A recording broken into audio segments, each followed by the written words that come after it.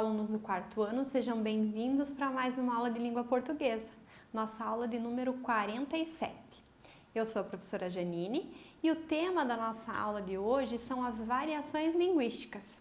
Na aula passada, nós já falamos um pouquinho sobre expressões e palavras que mudam conforme a região do Brasil e hoje nós vamos dar continuidade, ok? Os objetivos da nossa aula são compreender a influência da regionalização em textos e reconhecer a variação linguística em textos. Para que a gente relembre um pouquinho, o que é uma variação linguística, então? É uma parte da língua portuguesa que estuda os fatores que influenciam nas mudanças linguísticas, tanto na fala quanto na escrita. Então, nós vamos perceber que conforme algumas influências e que tem alguns fatores que influenciam, muda-se a forma de falar e escrever. Essas variações linguísticas, elas podem estar ligadas à regionalização, ou seja, à região do país na qual as pessoas vivem. Na aula passada, nós trabalhamos exatamente cada região e algumas expressões que cada região usa, tá? E para hoje, para essa aula, nós temos um exemplo aqui do pão. Olha só, da palavra pão, as diferentes formas que ele pode ser expressados conforme a região do país. Olhem só. Aqui, ele pode ser o carequinha na região norte, pode ser cacetinho no Rio Grande do Sul, pode ser carioquinha no Ceará, pode ser pão aguado no interior do Nordeste, pode ser pão de sal no Rio de Janeiro, carcaça ou cacete em Portugal e tem pistole, que é o mesmo que pistola, na França. Olhem só quantas formas diferentes de expressar, de identificar o nosso pãozinho. As variações linguísticas também podem ser influenciadas pelo tempo em que se vive, né? E a variação do tempo no decorrer da história. Eu trouxe para vocês um exemplo de uma expressão que virou depois uma sílaba e que identifica uma outra pessoa. Então, muito antigamente, usava-se vossa mercê. Depois, vossa mercê. Depois, vos mercê. Depois, você. E agora, mal e mal, se. Isso tudo, essas alterações acontecem ao longo do tempo, né? Dependendo da forma como as pessoas se tratavam e como elas vão interagindo, essas formas de se expressar, elas acabam sendo modificadas, tá? Aqui a prof trouxe um outro exemplo para vocês, que é o digitar. Olhem só, aqui eu tirei lá da internet o que significa digitar. Na informática, né? Introduzir dados no computador por meio de um teclado, ou seja, teclar. Beleza. E o teclar? Digitar, fazer a introdução de dados no computador por meio do teclado, das teclas. Passou a tarde teclando. Informal, ele pode ser usado como uma conversa na internet com alguém e ela pode dizer assim, estou teclando com uma amiga, né? Ou passava o dia teclando. Aí, os mais jovens usam TC para expressar que estão escrevendo algo ou falando com alguém por meio de mensagens eletrônicas. Então, quando a gente começou lá a ideia de tentar manusear um computador, a gente dizia, eu vou digitar meu trabalho da escola. Nossa, que emoção, né? Quando a gente conseguia fazer o nosso trabalho pelo computador, imprimir. Nossa, que legal. Depois usou-se então a expressão teclar, né? Beleza. E agora a galera já usa o quê? TC, estou teclando com alguém, estou conversando com alguém por meio de mensagens eletrônicas.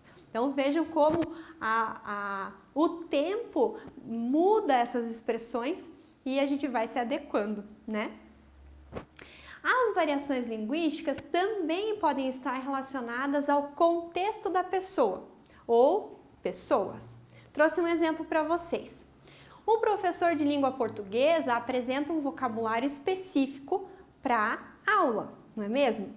Então, vamos pensar assim, quando nós vamos dar uma aula, nós estamos lá, tem uma postura, tem um conteúdo a ser ministrado, tem uma forma de se expressar, né? Porque a gente está em contato com outras pessoas e principalmente na escola. Legal.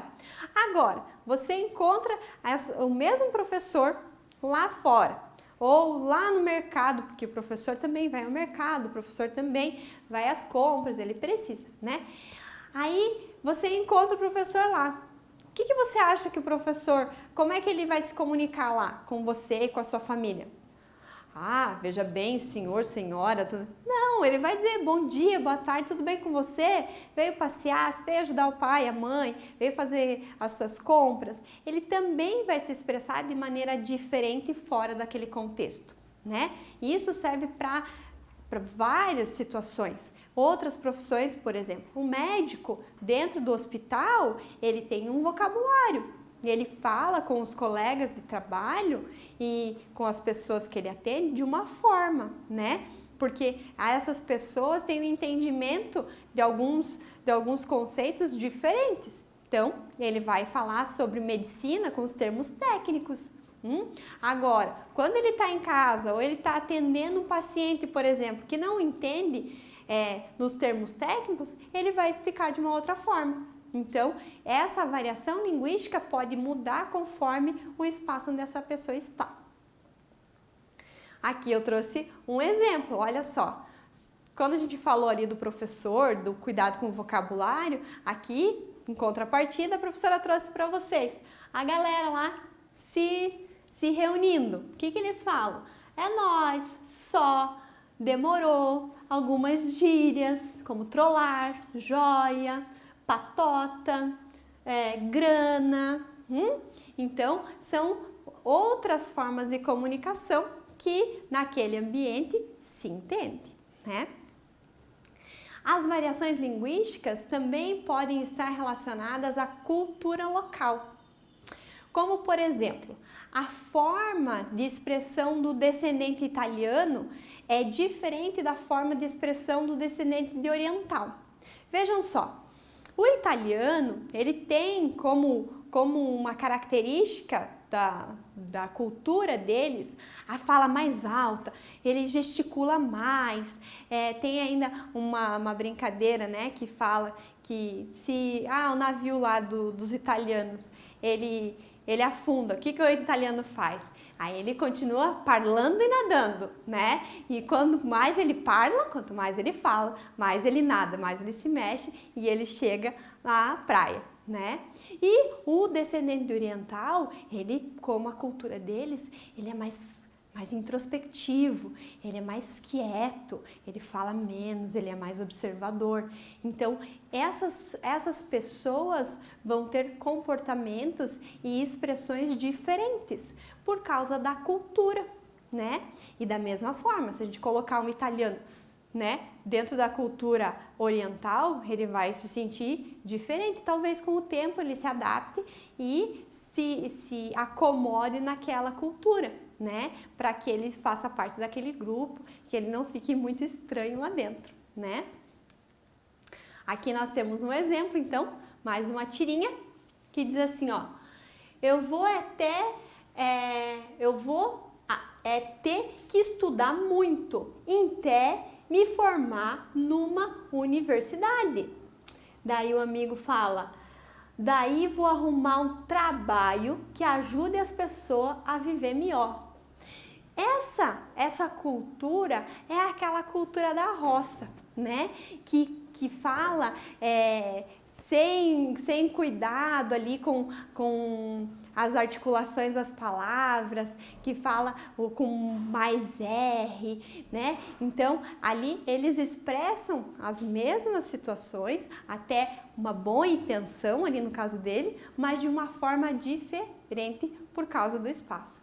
Às vezes nós encontramos isso dentro da nossa família, Quando os nossos avós, bisavós, eles são pessoas que viveram mais no interior das cidades, mais na roça mesmo, eles têm um vocabulário diferente do nosso, né? E nem por isso estão errados.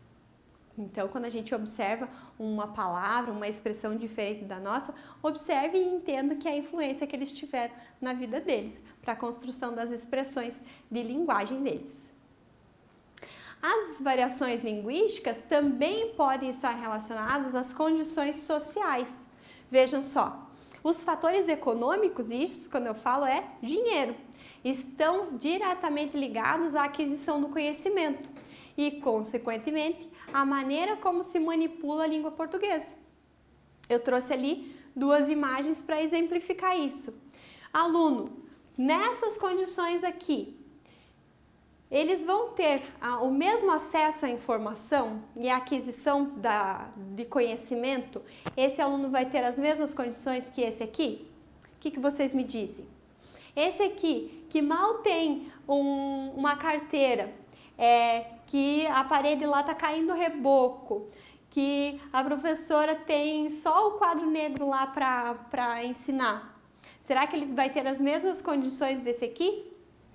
Quando essa criança aqui estiver estudando e procurando, eu não entendi essa palavra, ou ficou confuso o entendimento do texto que ela leu, será que ela vai ter a mesma facilidade desse aqui para procurar o significado? Então, essas diferenças também influenciam, tá? E muito provável que o vocabulário dessa criança seja maior que essa aqui.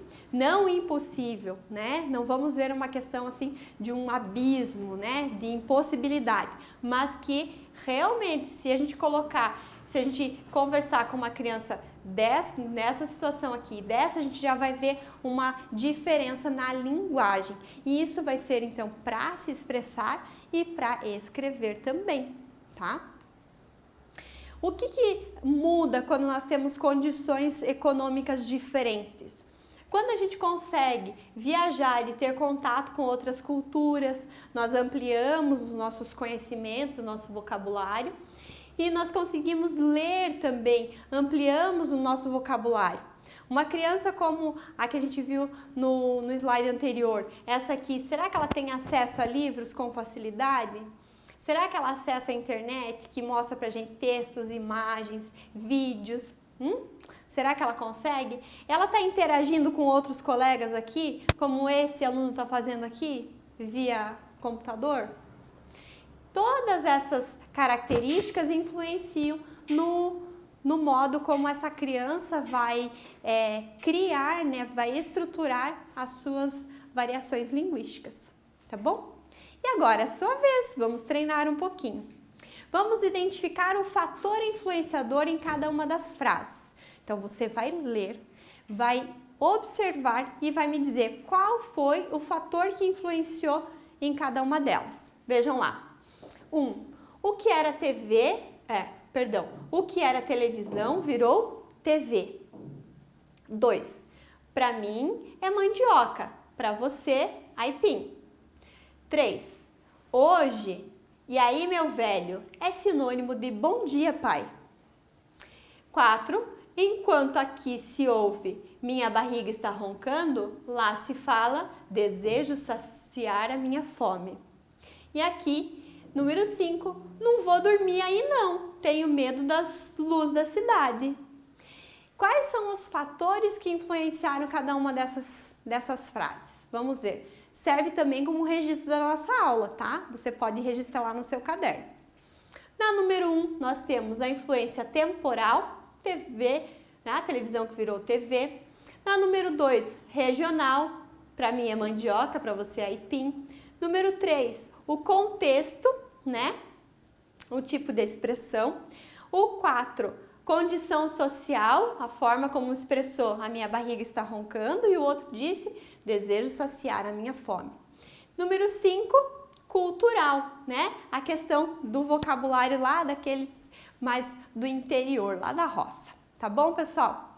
E aqui um pouquinho de diversão, né? Porque ninguém é de ferro. Vamos lá. Tá ali acontece uma entrevista de emprego e ele pergunta, e ela fala, né? Falo fluentemente inglês, espanhol, francês, russo, italiano e alemão. E ele pergunta, e o português? Daí ela fala, aí varia. Aqui a gente tem uma brincadeira, né, com a questão da linguagem em português, que ela fez a conjugação do verbo errado, tá? E aqui embaixo, aqui nós temos a observação deles lá, e recebendo a informação.